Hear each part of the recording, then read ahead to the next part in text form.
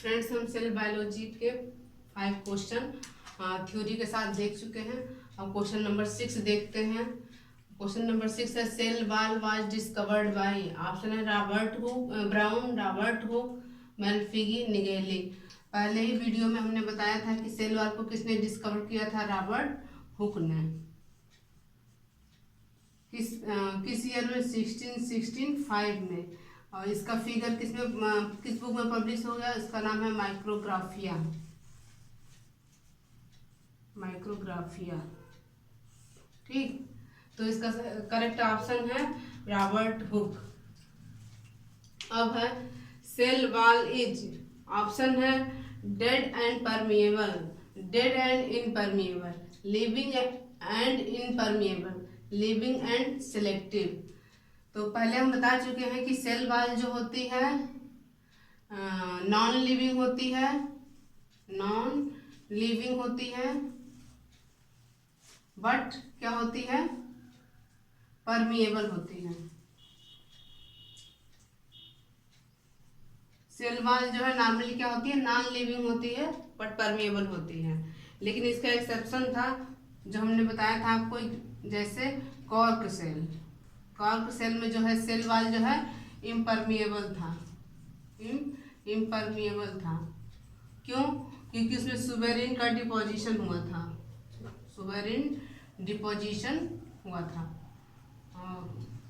किस लेयर में, primary, secondary, tertiary, 3 layer में किस लेयर में होता है, तो उसका आंसर था सेकेंडरी लेयर में, सेकेंडरी लेयर में। तो समझ में आ गया कि सेल वॉल जो होता है नॉन लिविंग यानी डेड होता है बट परमिएबल होता है। परमिएबल मतलब सॉल्यूट और सॉल्वेंट, सॉल्यूट और सॉल्वेंट दोनों को अपने थ्रू अलाउ करता है। तो इसका कौन सा ऑप्शन हो गया, dead and permeable, first option, ठीक है। और 8 क्वेश्चन हो गया, carbohydrate are present in plasma membrane in the form of, option दिया है हेमीसेलुलोज, सेलुलोज, स्टार्च, ग्लाइकोप्रोटीन। तो इसके पहले हम लोग स्ट्रक्चर में देखे थे प्लाज्मा मेम्ब्रेन की स्ट्रक्चर में कि ऐसे लिपिड लेयर था, इधर प्रोटीन था, और फिर यहाँ पे जो कुछ कार्बोहाइड्रेट जो लगे थे उनको ग्लाइकोलिपिड कह रहे थे, ग्लाइकोलिपिड। और प्रोटीन के पास दो लगे हुए थे उनको ग्लाइकोप्रोटीन कह रहे थे, ठीक। तो प्लाज्मा मेम्ब्रेन में जो है कार्बोहाइड्रेट किस फॉर्म में होता है, तो यह ग्लाइकोप्रोटीन। और अगर ऑप्शन में ग्लाइकोलिपिड होता तो वो भी सही होता, ठीक। और इसका क्या काम है ग्लाइकोप्रोटीन का, ग्लाइकोप्रोटीन जो है रिकॉग्निशन में हेल्प करता है, रिकॉग्निशन में जैसे स्पर्म जो है ओवम को रिकॉग्नाइज करता है, ब्लड एंटीजन का रिकॉग्निशन और भी रिकॉग्निशन में हेल्प करता है। उसके बाद है synthesis of cell wall material takes place in, तो synthesis of cell wall material कहाँ होता है, पहले भी बता दी हूँ मैं कि synthesis of cell wall material जो है वो गाल्गी बॉडी में होता है और कुछ जो है स्फीरोसोम में होता है। तो प्लांट गाल्गी बॉडी को क्या कहते हैं हम लोग, डिक्टियोसोम कहते हैं, डिक्टियोसोम कहते हैं। तो प्लांट डिक्टियोसोम जो है प्लांट गोल्गी बॉडी था, गोल्गी बॉडी। अब सेल वॉल मटेरियल में हो गया hemicellulose, hemicellulose, cellulose and pectin. इन सब की सिंथेसिस कहाँ होती है, तो अगर ऑप्शन में आए कि सेलुलोज, हेमीसेलुलोज और पेक्टिन की सिंथेसिस कहाँ होती है, तो इसको लिखेंगे डिक्टियोसोम, डिक्टियोसोम। लेकिन आ जाए कि क्यूटीन एंड सुवेरिन की कहाँ सिंथेसिस होती है, तो ये हो जाएगा स्फीरोसोम, स्फीरोसोम। माइटोकॉन्ड्रिया ऑप्शन में दिया डिक्टियोसोम,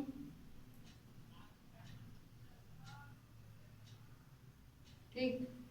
और ईआर दोनों दिया है ऑप्शन में, डिक्टियोसोम और ईआर दोनों दिया है। तो यहाँ हम लिखेंगे डिक्टियोसोम। ईआर जो है एंडोप्लाज्मिक रेटिकुलम होता है, डिक्टियोसोम ये हो गया जिसको प्लांट गोल्गी बॉडी कहते हैं। माइटोकांड्रिया क्या कहते हैं? माइटोकांड्रिया को पावर हाउस ऑफ सेल कहते हैं। इसको आगे हम लोग क्वेश्चन में डिटेल देखेंगे। Mitochondria power house of cell, power house of cell. इसके बाद दिया है लाइसोसोम। लाइसोसोम ऑप्शन में दिया है लाइसोसोम।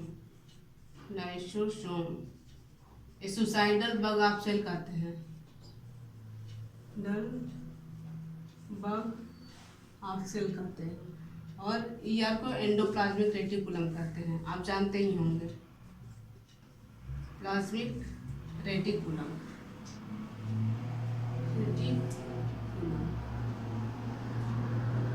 तो माइटोकांड्रिया को पावर हाउस ऑफ सेल कहते हैं, जिसमें एनर्जी का सिंथेसिस होता है। लाइसोसोम को सुसाइडल बग करते हैं, इसमें pH 1 to 2 होता है। और एंडोप्लाज्मिक रेटिकुलम में इसमें प्रोटीन का जो है मॉडिफिकेशन होता है। इन सबको डिटेल में आगे देखेंगे। तो इसमें synthesis of cell wall material takes place in, तो क्या लिखेंगे? डिक्टियोसोम लिखेंगे। अगर ऑप्शन में गोल्गी बॉडी है तो गोल्गी बॉडी लिख देंगे। और उसके बाद क्वेश्चन नंबर 10 है, विच ऑर्गेनिज्म है सेल वॉल। तो जैसे कि हम जानते हैं कि केवल प्लांट में ही जो है सेल वॉल होती है, एनिमल में सेल वॉल नहीं होती है। सेल वॉल क्या होता है? सेल वॉल रिस्पॉन्सिबल होता है striking difference between plant and animal cell, यानी एनिमल सेल में सेल वॉल नहीं पाया जाता है। तो देखते हैं, यूग्लिना हुआ ये एनिमल होता है, प्रोटोजोआ का एनिमल है। माइकोप्लाज्मा जो है ये प्लांट है लेकिन एक्सेप्शन है, माइकोप्लाज्मा ये विदाउट सेल वॉल होता है, विदाउट सेल वॉल। इसमें क्वेश्चन आता है कि स्मॉलेस्ट लिविंग ऑर्गेनिज्म, तो स्मॉलेस्ट लिविंग ऑर्गेनिज्म क्या है? स्मॉलेस्ट लिविंग ऑर्गेनिज्म ये है माइकोप्लाज्मा।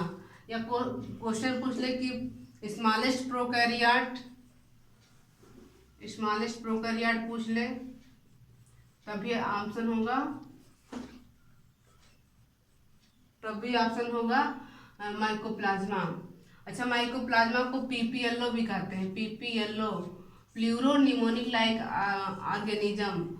और माइकोप्लाज्मा को जो है जोकर ऑफ प्लांट किंगडम भी कहते हैं, जोकर ऑफ प्लांट किंगडम।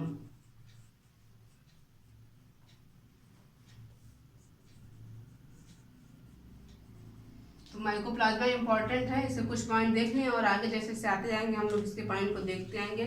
तो माइकोप्लाज्मा जो क्या है? विदाउट सेल वॉल है। स्मॉलेस्ट लिविंग ऑर्गेनिज्म पूछे तब भी माइकोप्लाज्मा, स्मॉलेस्ट प्रोकैरियोट पूछे तब भी माइकोप्लाज्मा।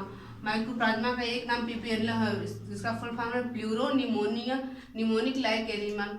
और माइकोप्लाज्मा को कहते हैं joker of plant kingdom. Mycoplasma जो है ढेर सारे डिजीज भी करता है, आगे उसको हम लोग देख लेंगे। यूग्लिना जो है प्रोटोजोआ का मेंबर है, प्रोटोजोआ का यूग्लिना और पैरामीशियम, यूग्लिना और अमीबा, यूग्लिना एमोइबा। बाकी बचा म्यूकर। म्यूकर को जैसे कि हम जानते हैं कि ये फंगस होता है, ठीक। तो फंगस में क्या होता है? सेल वॉल प्रेजेंट होता है। और सेल वॉल किस चीज से मिला होता है? बना होता है काइटिन से। तो सेल वॉल बना होता है काइटिन से। देख लेते हैं।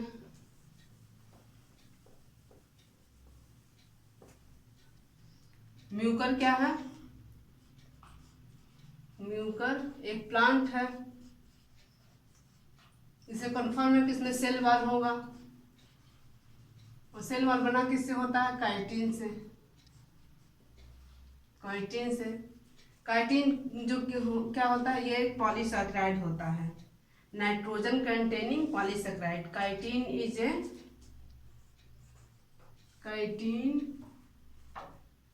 Is A nitrogen containing polysaccharide,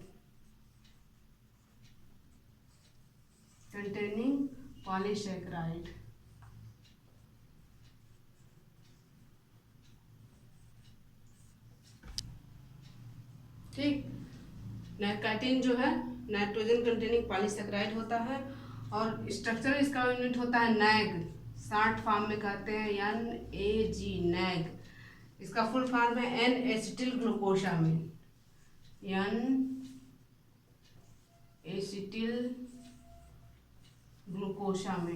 glucosamine, ठीक।